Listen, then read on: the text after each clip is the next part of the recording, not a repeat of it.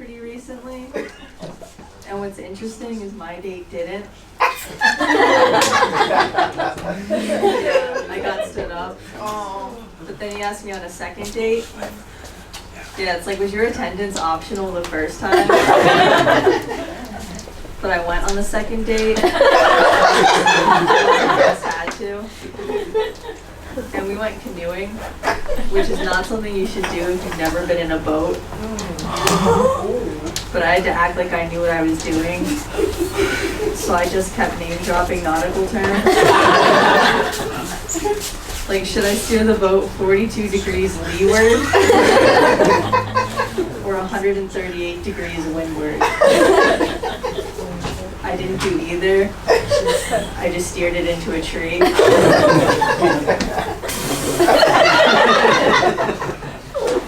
So I was raised by my grandparents, and a lot of people ask me why I was raised by my grandparents.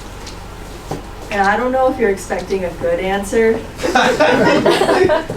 but the grandparents are never plan A.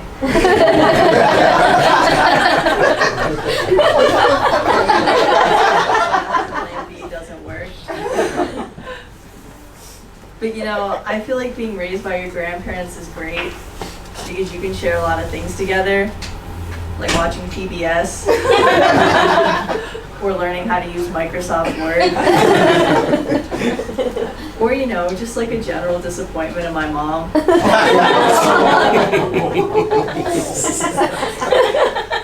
So my friends took me to a club recently, and I found out that I'm not good at clubs.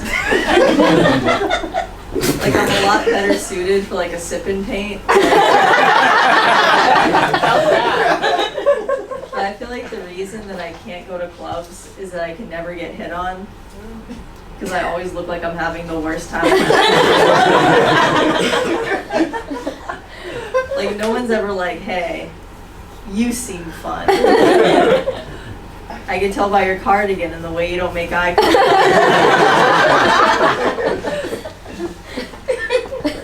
So I'm an engineer. I work in the construction industry. I don't know if you got that from my rough and tough biker picture. But I've been trying to fit in, so I've been training myself to drink beer.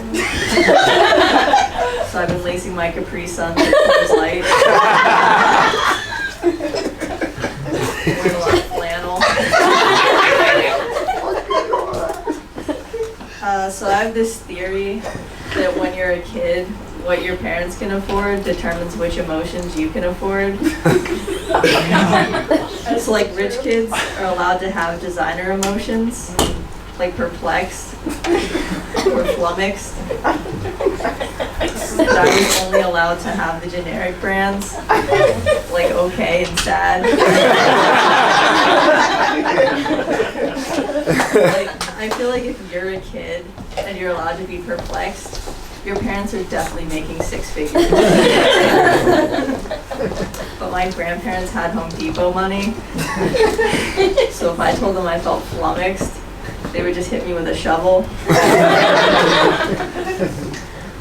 I've been realizing that I had a lot of weird hobbies as a kid. Like my best friend and I used to rent the Magic School Bus movies from the library. And one time they didn't have the one that we wanted.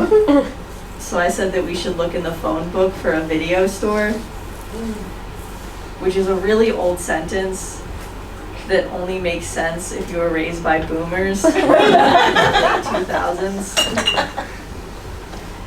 And the store that we called was called XXX Video. Oh God. Yeah. And I was like, yes, this is perfect. Because XXX Video, that's like 10,000 videos.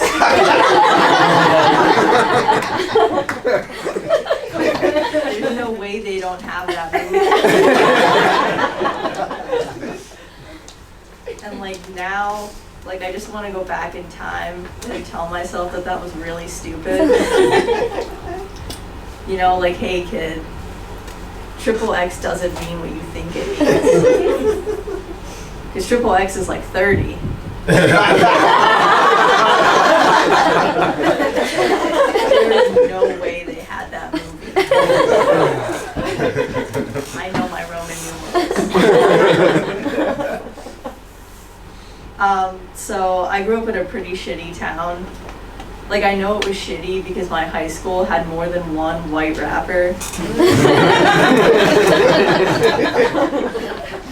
Like, I feel like the town's really shitty if there's like a bunch of white dudes that are like, you know what, the hip hop community needs my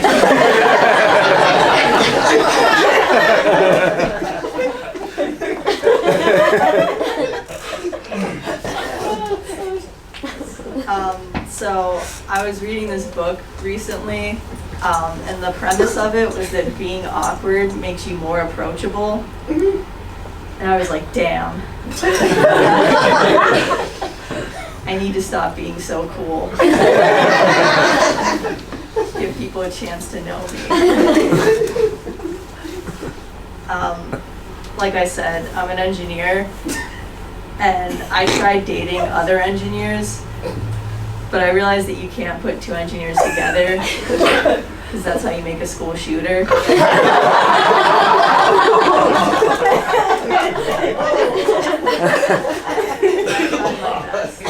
I got on all the engineering dating apps like Reddit.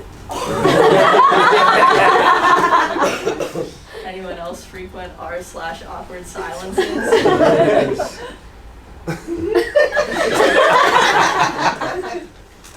Just me. I guess I'll tell you about something really weird that happened. So when I was a kid, my family had a party and they hired an Elvis impersonator, and he took his job way too seriously. He had a heart attack at the party. On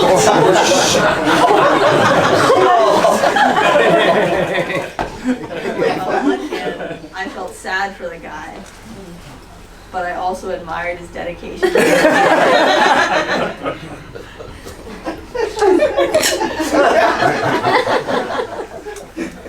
So I was a really late bloomer, and like I had my first kiss when I was 20. So I was really embarrassed to Google how to kiss. So I watched CPR training videos. And it really confused me when everyone was so into choking. When I was doing the opposite.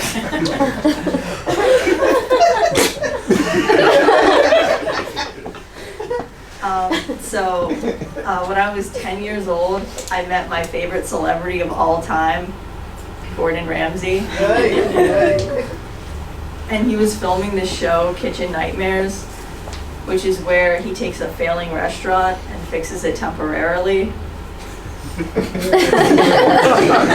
And when I met him, I was so disappointed because he didn't even swear at me once. And I've seen MasterChef Junior. I know for a fact that he swears at children. And I feel like if you meet Gordon Ramsay and he doesn't swear at you, that's like a total failure. That would be like if you met David Blaine and he didn't pull a quarter out of your grandma's spine. Or if you met Stephen Hawking and he didn't do robot voice. But I feel like I did pick a good celebrity chef to follow, because the year was 2010 and everyone was hopping on the Paula Deen bandwagon. And I was like, you know what, there's something wrong with this woman. So I chose to follow woke king Gordon Ramsay. And he has not let me down since. He's just generally a good dude who doesn't swear at children. So I don't watch porn. I'm way too sophisticated for that. So I listen to it on audiobook. It's really fucking up the family Kindle. Alright, that's gonna be it for me.